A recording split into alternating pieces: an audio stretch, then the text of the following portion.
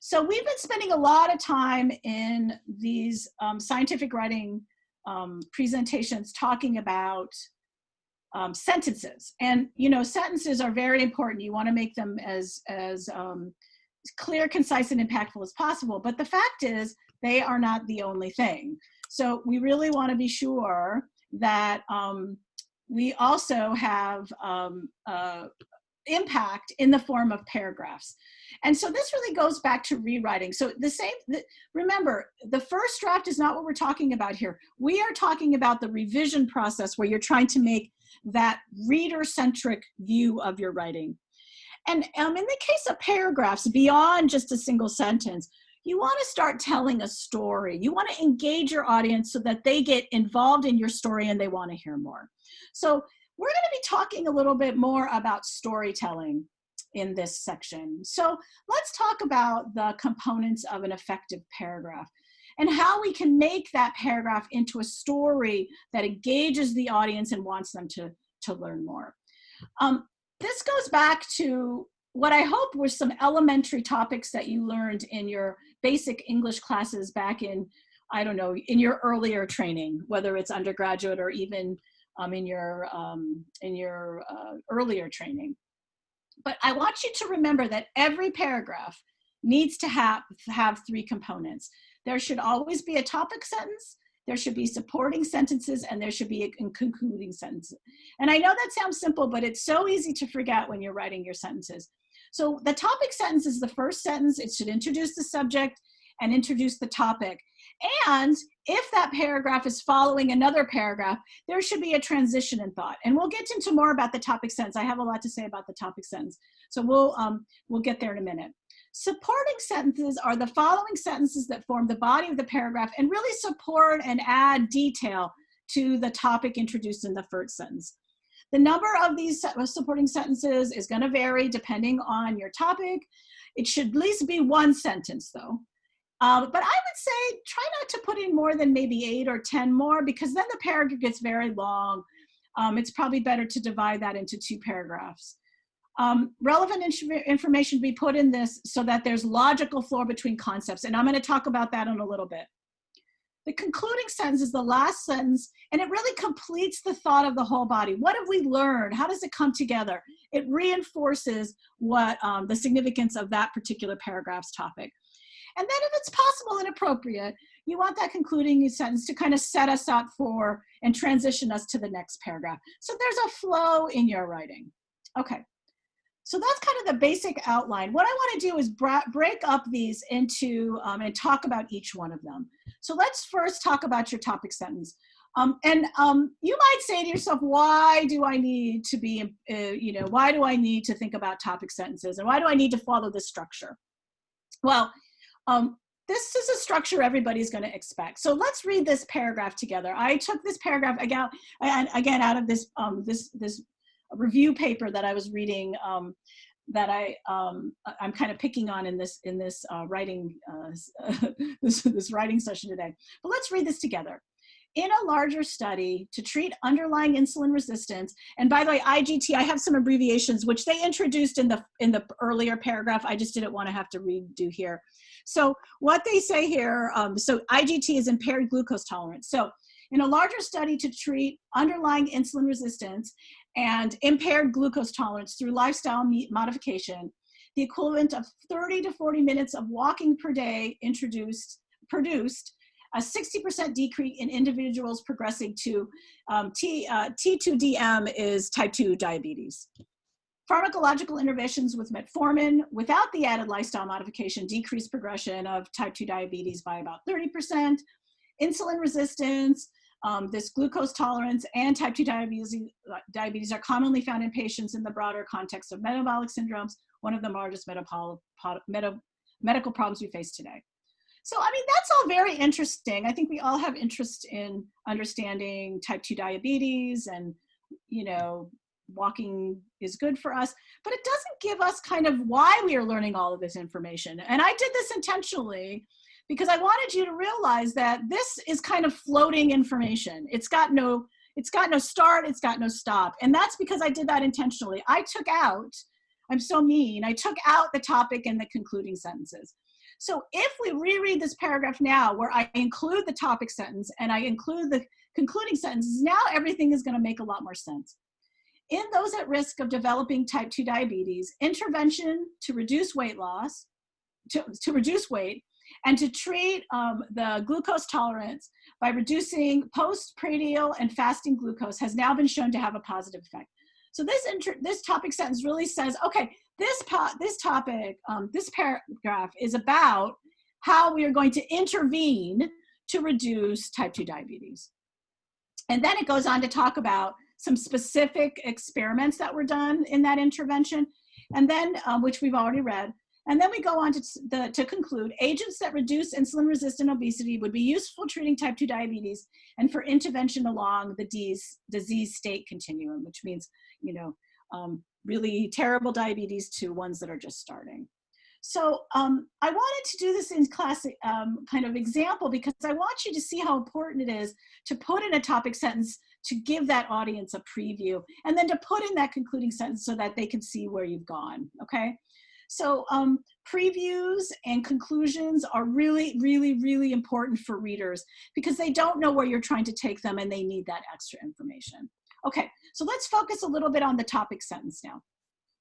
The topic sentence is very important because it's the link between the old information that you've already talked about in the past paragraph and new information that you're introducing.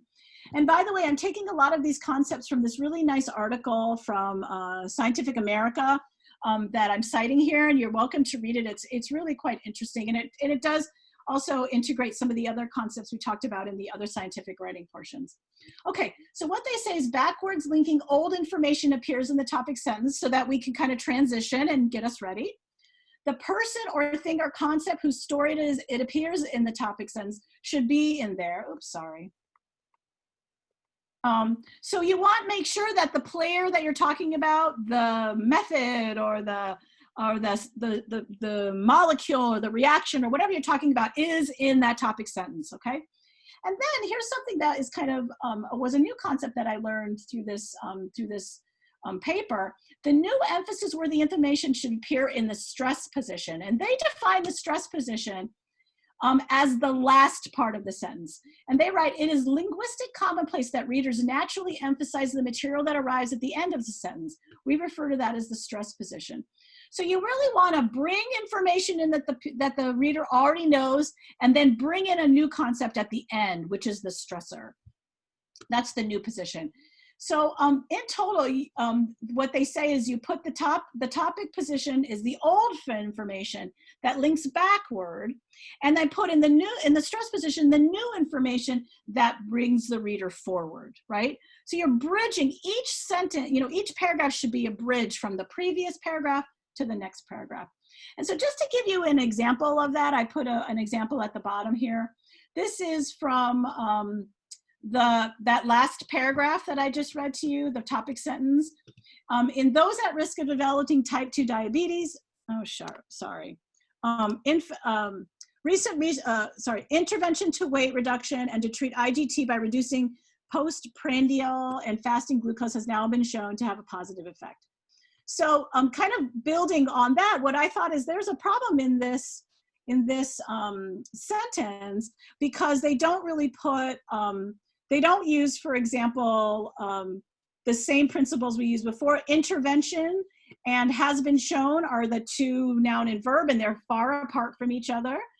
Has been shown is a weak verb, it's not action. And I felt like they weren't putting the most important thing at the end. So I rewrote it to say, in those at risk of developing type 2 diabetes, recent research documents, so there's my research documents, action verbs, documents positive effects after interventions to reduce weight, drug treatment to reduce glucose. So you're really putting the information that's leading to the next sentence at the end of the sentence. Weight reduction, which then goes on in that next sentence to talk about walking and the drug reduction. Okay, so the topic sentence should bridge the old and the new and put the players that are important in there.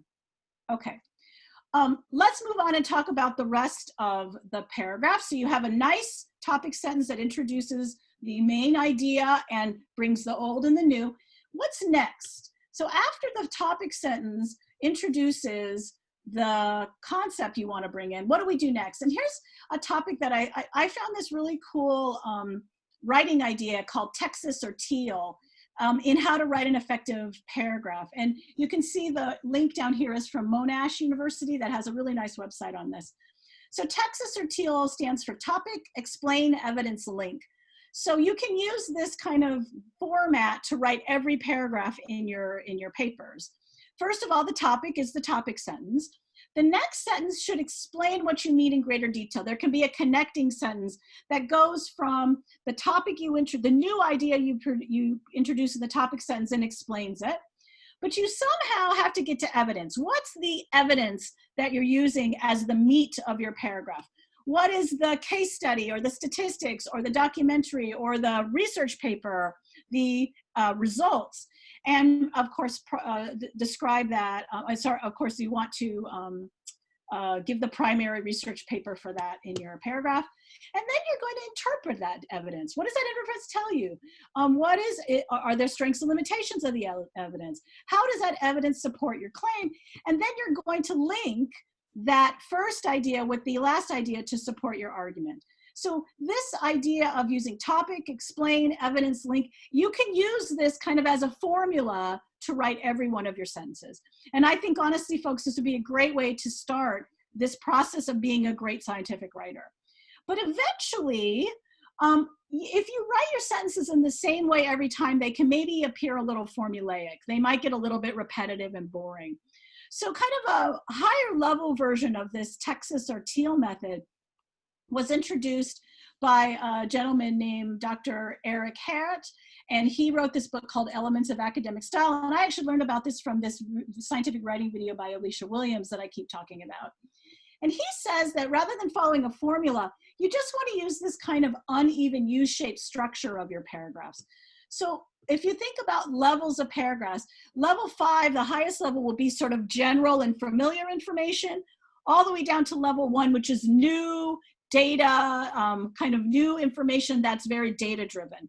So when you think about writing your paragraph, you want to start out very general with kind of familiar information.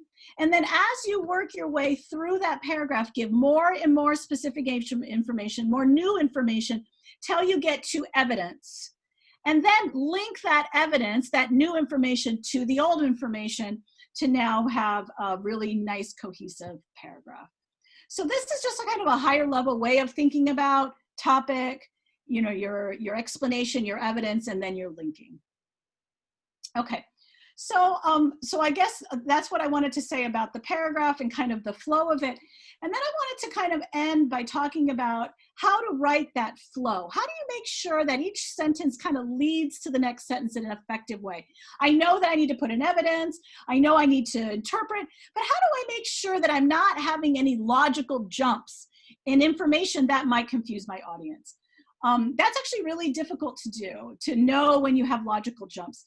And logical flow in your paragraphs is really important for your reader. So what I wanted to do is use this kind of cool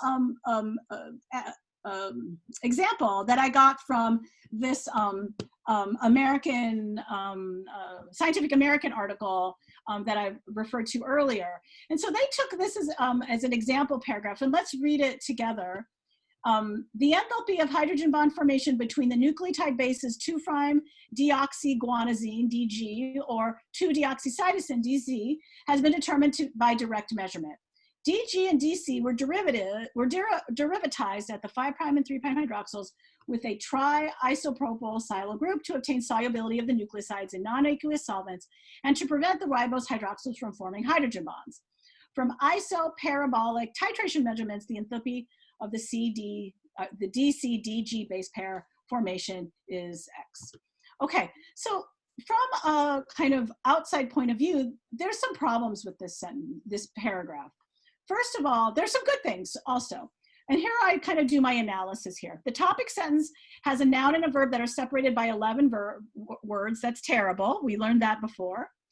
Another thing I noticed, though, that's good is that the DGDC was introduced in the first paragraph and then reinforced in the second sentence. Sorry, DGDC was introduced in the first sentence and reinforced and used in the second sentence. So it's connecting the DGDC to the next sentence. And that's good. You want that connection for your reader. But unfortunately, that's where it ends.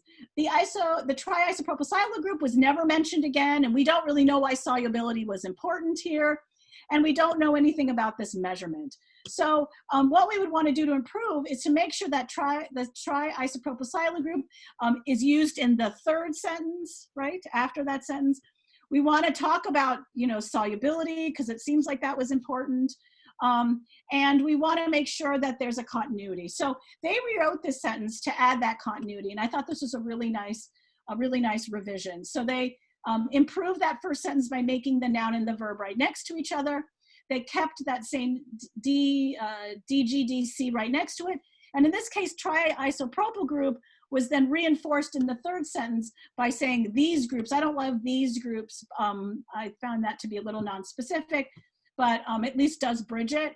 They talk about solubility and hydrogen bonding in that same sentence. And then in the next sentence, they talk about dissolving and hydrogen bonding to connect. And then in the next sentence, they talk about hydrogen bonding again to connect to the next sentence. In that second to the last sentence, they talk about enthalpy, which is then again mentioned in the last sentence. So what they're doing is every sentence kind of connects to the other one by using these keywords. Okay. Okay, so bringing it all together, that's the end. What you want to do with your paragraphs, make sure you have this flow, topic, supporting, topic sentence, supporting sentence, concluding sentence, and then make sure that each sentence kind of links to each other through keywords, and you introduce the new in the beginning, or the old in the beginning, the new in the middle, and then you end with a little bit of a conclusion. Okay. All right, so that's about paragraphs. So I hope that helps you now as you're getting into the kind of more detailed writing of these longer documents that we're going to be getting to. This kind of paragraph-oriented orientation can help you. I want to end just by saying that I actually have one more science writing lecture for you guys, but we'll do that a little bit later because it's really thinking about how now you can now write a good sentence. You can write a good paragraph. Now the question is, can you put those paragraphs together in a logical way? And so we'll do that in maybe a few class periods when I have time, and also when you've written something that's a little bit more elaborate, okay? Okay, I have not seen a single question yet. You guys are a quiet bunch tonight.